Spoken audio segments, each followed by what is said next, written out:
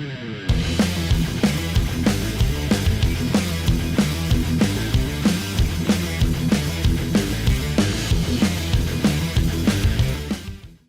is Patrick from WSOU 89.5 FM, the loudest rock, here today with Serj Tankian. How are you doing today? Good, Patrick. Thanks for having me on. Yeah, thank you for being here. We talked a little bit before the interview about SOU's relationship with you and with System of a Down, and this is feels full circle for me too, because I'm also graduating, and this is my my last interview at the station. So I'm really excited to talk to you today. Oh, okay, cool. Congratulations on your graduation. Yeah, thank you. Yeah, So we got a lot to cover today. So your sure. new book, Down with the System, is out now. You said that the book started, your original idea was you wanted to write a philosophy book about the intersection of justice and spirituality. How did it evolve into what you called a memoir of sorts?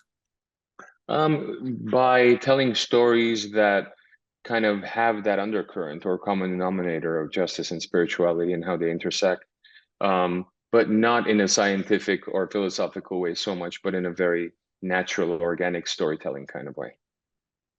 Got it. And yeah, you start the book talking about your family history, then you talk about your childhood, and then your music career, which we'll get to in a second. But the introduction, not chapter one, the intro, you open the book talking about your essay called Understanding Oil, which you wrote in the aftermath of 9/11, dealing with the backlash of that writing, calling into the Howard Stern show to defend yourself, all while Toxicity is now the #1 album in the country. Why was it this story that you chose to open the book and kind of set the tone?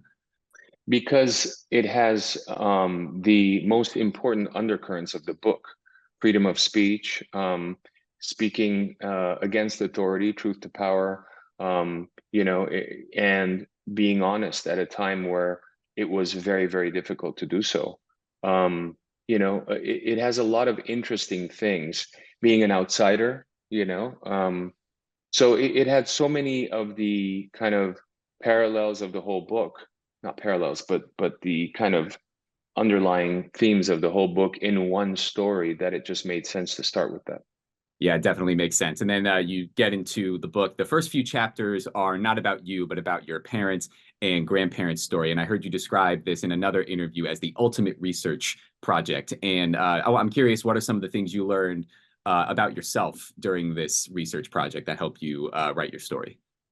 I'm still learning stuff about myself with the book, especially with people interpreting it and sending me stuff and saying, "Oh, this is really interesting. You did this because of this," and I'm like, "Oh yeah," like it's nice to have other people kind of respond and interpret themselves as well. But I learned a lot about myself. You never have the opportunity. I mean, you're young, but I'm in 56, and you never have the opportunity to look back throughout your life and go and kind of make connections with the things that you did, why you did them, what were your intentions, what were the results, and there's so much there that you learn about what you've done, where you've been, and your mindset. And the tough part was two things. One, making sure the dates were right, because there's so much going on. It's such a long period. And so there's research involved in that. And two is the organization of it all within chapters and themes. And, it's a whole lifetime. What do you write about? What do you not write about? So all of that was which, I'm grateful I got through it. But ultimately, it's the telling of stories. And it does start with my grandfather's story, because if you want to understand the activist and the artist and my attitude toward life, it starts from him in a way. And then my parents' story, and then my story from a very young age that I've never really revealed all these years. And then that leads into my growing up, getting into music, getting into bands, and then going through all that.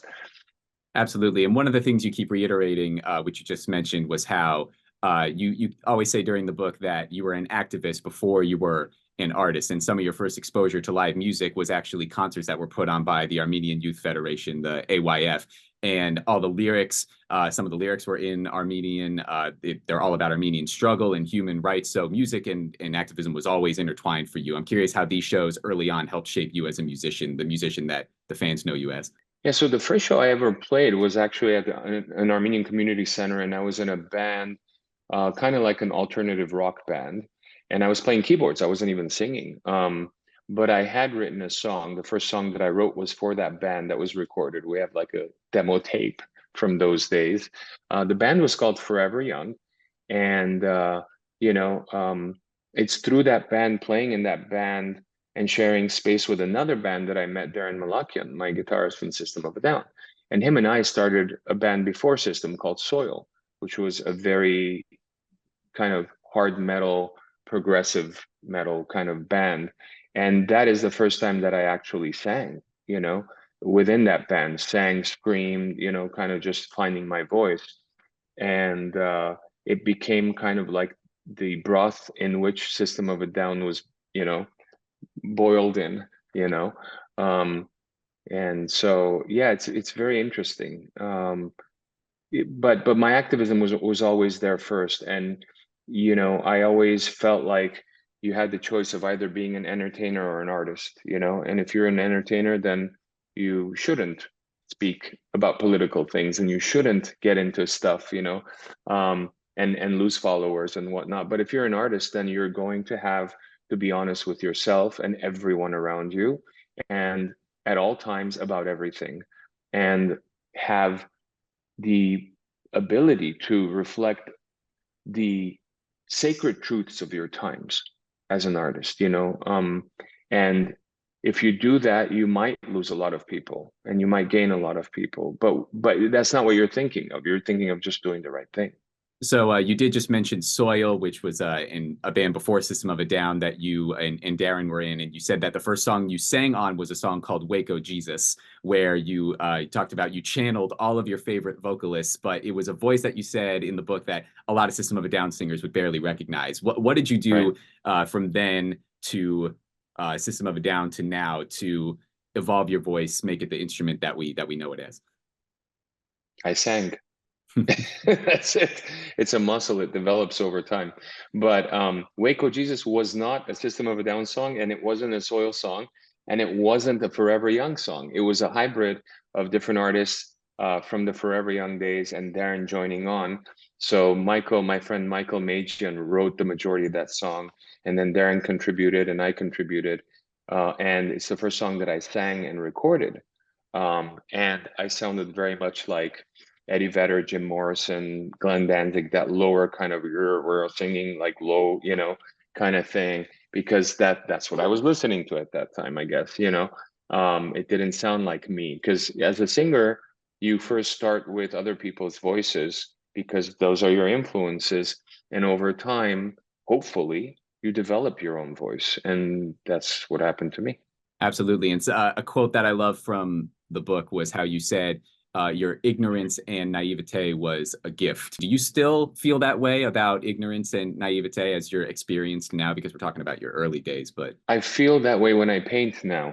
okay. You know, because that's a new world for me. I've been doing it for over 10 years, but nonetheless, I have the same feelings of being lost and exploration and that I did when I first started playing music. With music, you know, I guess fortunately or unfortunately, after 30 years, I kind of know what I'm doing. It's a bit more technically nuanced and, you know, I work quickly, especially scoring, you know, for film or TV. I'm really able to dig in and um, you know, compose really quickly and effectively and emotionally. And, you know, it's just become something I'm very familiar with. So, you know, going into another form of art gives you that same kind of feeling of lost and exploration and stuff. So I'm enjoying that about painting. And all my paintings are musically composed. So it marries the two, actually.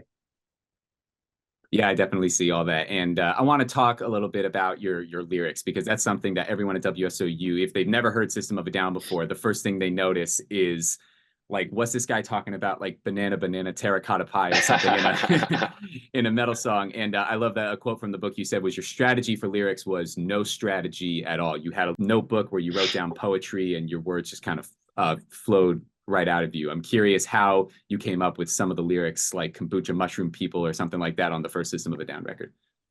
So yeah, so kombucha mushroom people is from the song Sugar.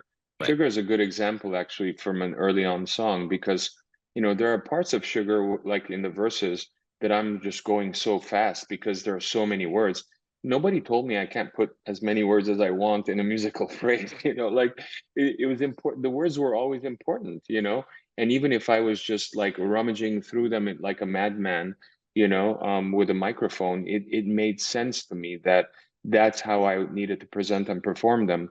And the kombucha mushroom people. So before anyone knew what the kombucha even was, I had read about kombucha somewhere, and I just made a character, you know, kind of like a fictional character, the kombucha mushroom people sitting around all day. Who can believe you? Who can believe you? Let your mother pray, or whatever, you know, it's just, you know, insane, right? But so that was a fictional character that I created. But now my son comes to me and goes, I'm having kombucha.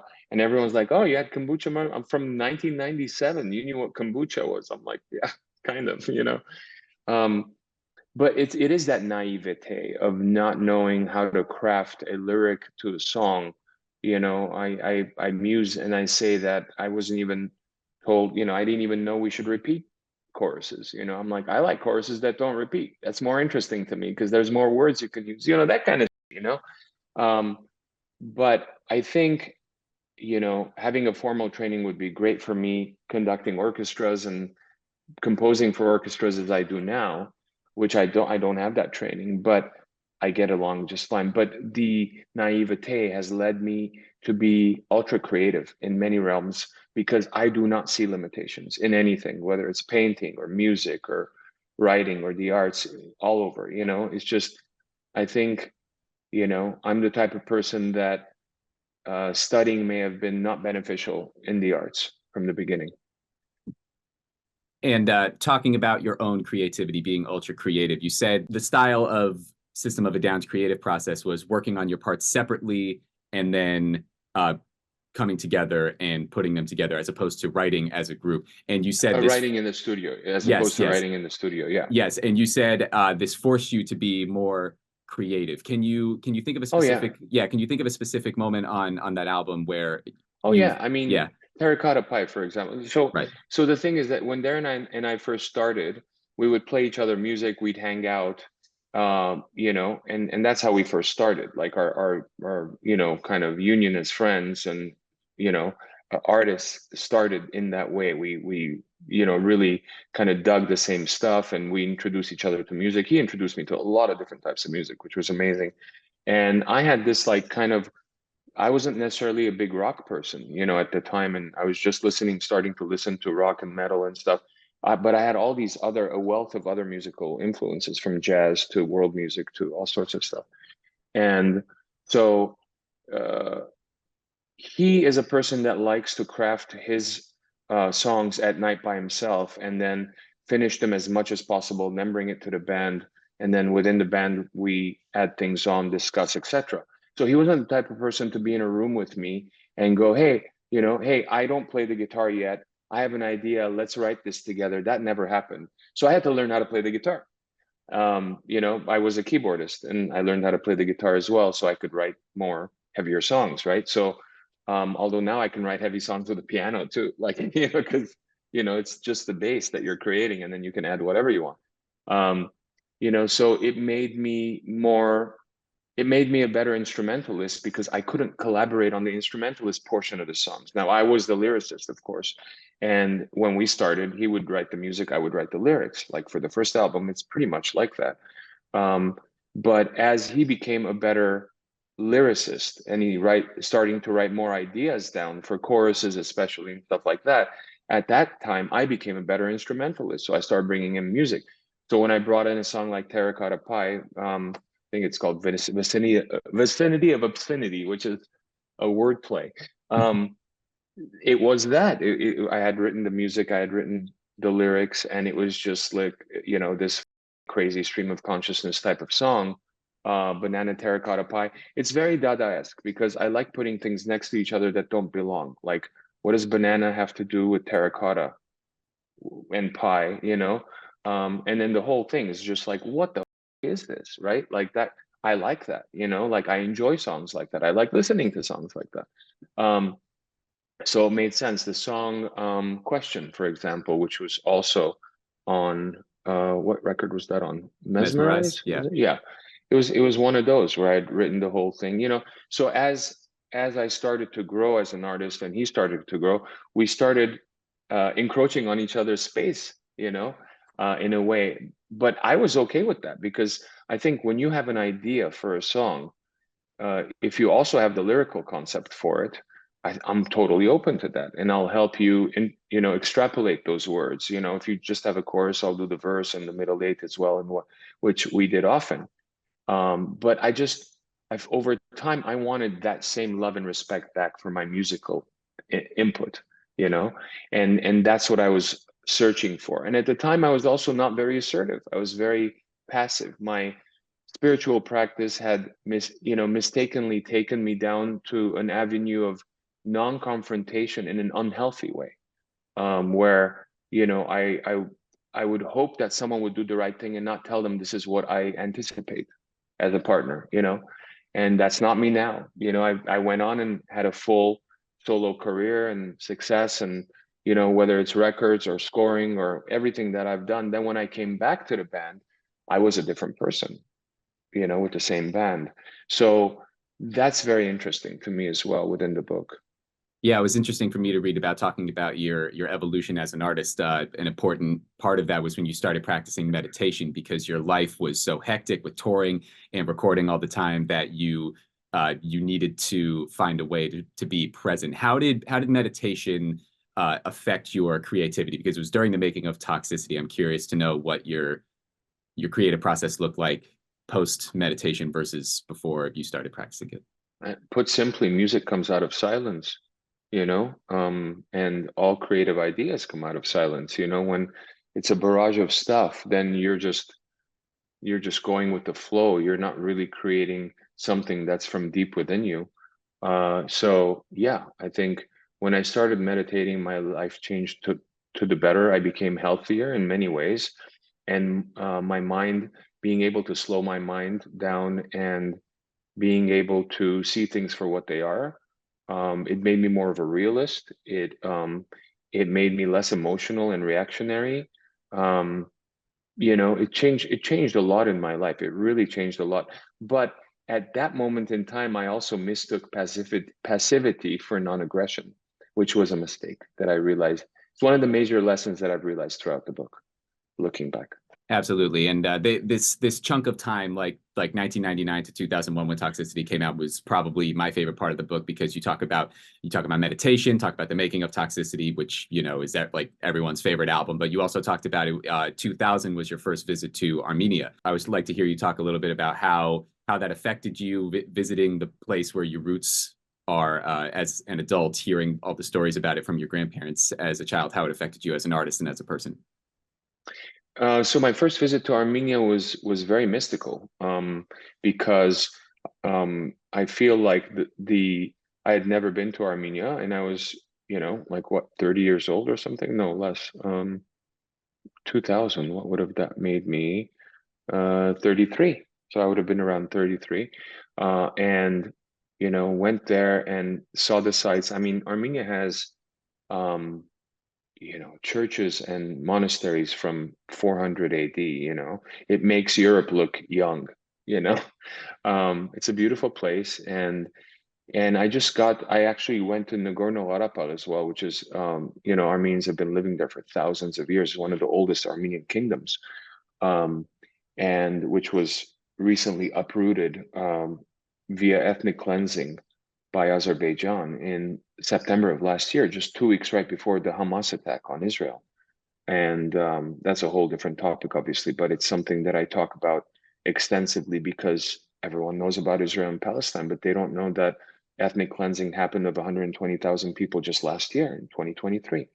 Um, uh, so that first trip was really special. It was mystical. The second trip was in 2005, and I went with my girlfriend at the time, who's now my wife, and that was different. That was different because at that point, people started to recognize me, and it was a different experience, but also beautiful in different ways. And I started getting involved in the political system just from the outside, just very randomly at first, and then more closely as I saw a lot of injustice with the oligarchic regime that was ruling the country post-Soviet times for roughly 30 years before the 2018 revolution, that it's called the Velvet Revolution, that really uh, um, pivoted Armenia toward a more egalitarian and transparent type of democracy. And it's been struggling since because of the attacks from Azerbaijan, not so much because of the other things that it was struggling with before.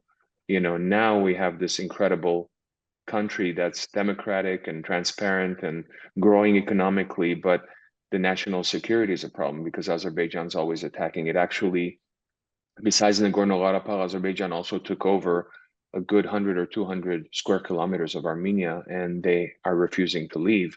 And they're always shooting across the border and within Armenia and always creating chaos, while Armenia is pivoting toward the West. And Russia is trying to punish. Russia in cahoots with Turkey and Azerbaijan are trying to punish Armenia because of their Western pivot. But they had no choice but the Western pivot because Russia, as their security guarantor and you know threw Armenia under the bus in 2020 when Azerbaijan attacked, in 2021, in 2022, and 2023. And so it's a very vulnerable situation, but it's a beautiful country, and I've been to many times. I took Anthony Bourdain there in 2017 for CNN Parts Unknown, which was an amazing experience. Absolutely, and something you talk about in the book, because as a musician, as well as where you come from, your roots are in Armenia, but you were born in Lebanon, came over to the States as a kid, but also touring all the time. And you talk about how you had a very loose idea of what home was, and I'm curious to know what home means to you now after looking back at the busy days of you as a musician. Still obviously very busy as a musician, but now in 2024, I'm curious to know what home means to you.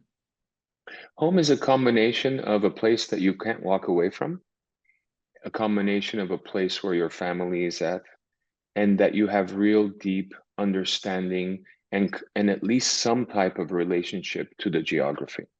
For me, I live between Los Angeles and New Zealand and spend a lot of time in Europe and Armenia.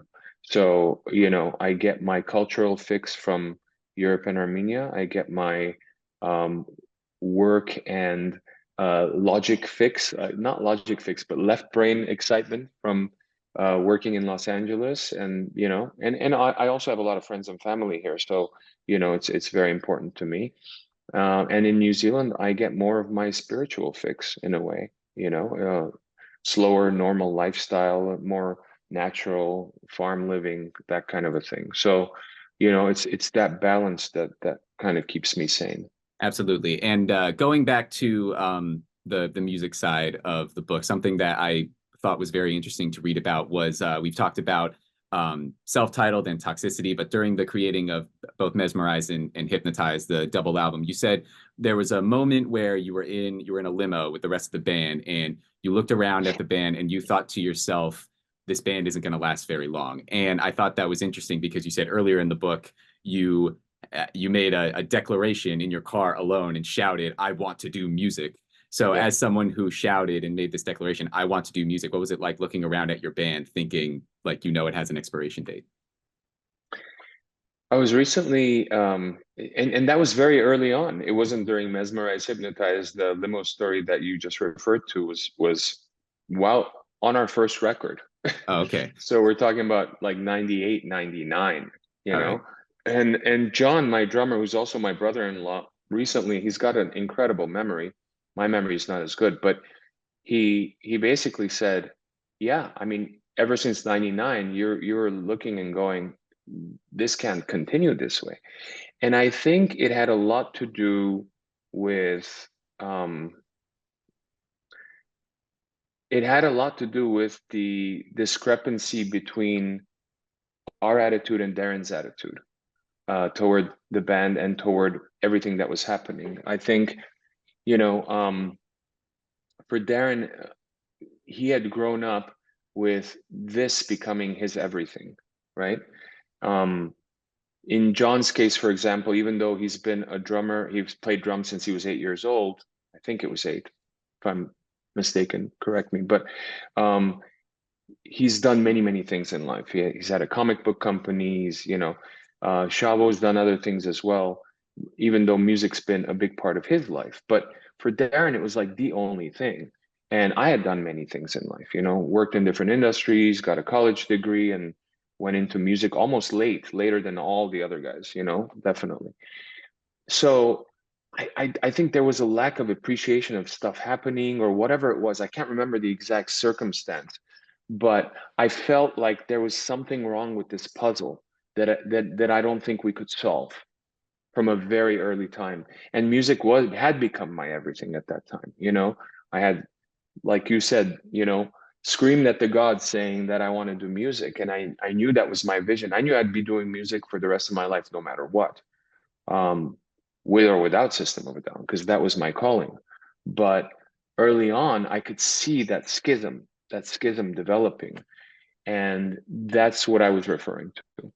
That's very interesting. And I was also very interested to read about your solo material, talking about how different of a creative process it was as opposed to with System of a Down. You also have a new single out right now called AF Day, which is, I believe, 20 years old, unreleased. Yeah, I actually have to, I'm not sure how old it is, but it's 20 or 25 years old, I think. I read that somewhere, yeah. Yeah, yeah. So yeah, because of the book, I also thought it would be good to have a companion musical piece.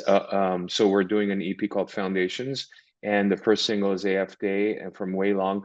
And I kept the original vocals in there, even though they're really messy and dirty and whatnot, because my voice sounded different. It has archival authenticity. And I liked it. And so I kept that. There's another song called Justice Shines On from very early on as well, which we've actually worked on with System in 2014 or 2015 for the 100th centennial of the Armenian genocide, but we never released it. So I decided to basically finish it on my own and release it also through this thing. There's a few songs from my early solo Elected Dead days from 2006, 2007. Those are on there as well. So it's kind of like these songs from different periods that I've always wanted to release that I thought would really go well with the book coming out. And so I'm doing that. Yeah. I think it's interesting. You talked about how you described this EP as a musical companion to the book because you talk a lot about that in your painting. When you release your painting, you said they're musically. What did you say? Musically composed. So we have an optical recognition app that you download on your phone, and you basically scan the painting, and it plays the music that is associated with it at galleries or exhibition halls, and it provides a much more integrated experience than just the visuals. Absolutely. And you've scored films, documentaries, video games. So I'm curious for you you described yourself as an ultra creative guy, how you weave in music, which is your life's passion, into all these other creative mediums. I love scoring. I started doing it many years ago, and I find the ability to be creative within limitations, those limitations being whatever the visuals require and whatever the director wants and all of that. I find it very liberating and easy in a way. When I say easy, I mean once you figure out the tone of the project, whether it's a series or a film, uh, the rest is a lot simpler. It's kind of coming up with the colors you want to use, and the thrill that I have for it is like from very early on, I wanted to create completely different type of records. So each soundtrack I do, if you will, that we don't release all soundtracks because the distributor decides which film or TV project requires a soundtrack release. But though, it's totally different. Each soundtrack we've released is completely different type of music because each film we work on or each, series requires different tones, different sounds, different instrumentation. I love that. I really relish in that. And we are running out of time here, so I just have one last question for you. I just spent the last week reading your book about your life up until this point, and I think the most recent year you mentioned was 2023. It's now 2024. I'm curious to know what's next for you, and it could be a bunch of I'm sure it's a bunch of different things, but I'm curious Yeah. what's the beginning of part two of Yeah, your memoir? I haven't thought about another book yet. I mean, I previously have released two poetry books. One is called Mhm. Cool Gardens, the other Glaring Through Oblivion, if anyone's interested in checking it out. I have two films I'm working on the score for, and one series, major streamer series, docu-series that I'm finishing. I have a series coming out that I scored this month about Hitler and the Nazis. It's a very deep dive on the rise and fall of the Third Reich on Netflix. That's coming out like this week or next week, I think. I've got another record besides Foundations that we want to release later in the year. It's like it's called Covers, Collabs, and Collages, something like that. So it's a bunch of different things, but it's an interesting record. Um, I've got a cafe and gallery that we're opening with My Coffee, Kavat Coffee, and I for Sound Gallery, which is my gallery imprint. We're doing that in Eagle Rock, California, on Colorado Boulevard in June sometime. Uh, what else? There's a lot going on. I'm sure Yeah. there's more. I can't even think of it right now. Yeah, I'm Yeah, being pulled in a lot of directions, but it's all fun. absolutely. Well, Serj, thank you so much for doing this. Down with the System is out now, along with AF Day. Also, all the stuff you just mentioned, definitely make sure to check that out. Serj, is there anything else you want to add before we wrap up? No, I just want to say thank you, Patrick, and thank you to WSOU for always being incredibly supportive of System of a Down and amazing bands before commercial radio when we were touring on our first record. And I remember hearing it on SOU, and it was very important and special for us. This is very, very special for me, Serj. Thank you so much. This is Patrick from WSOU 89.5.